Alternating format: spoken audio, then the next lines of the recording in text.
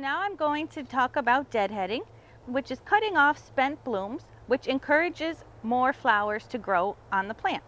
There's a right way and a wrong way to do this.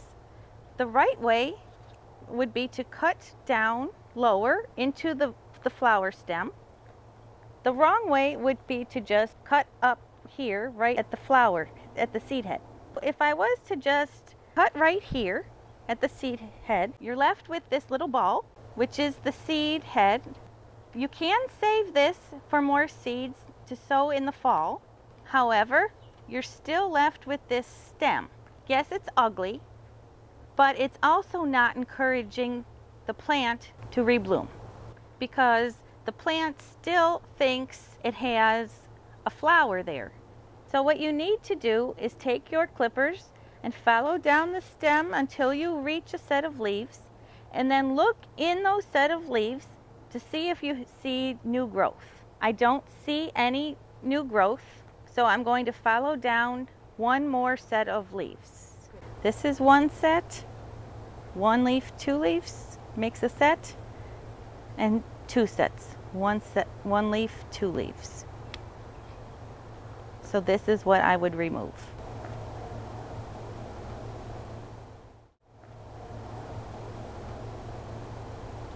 So when you go to cut or deadhead your flower, you don't want to cut right here at the base of the seed head like that. What you want to do is take from that stick the next branch where the new growth is coming. I'm going to go down, and here's a leaf, and look, there's no new growth coming out of there. So I'm going to go down, and at the next stem, next intersection, there's a flower here. So that's where I'm going to cut. And I'm going to cut this right off.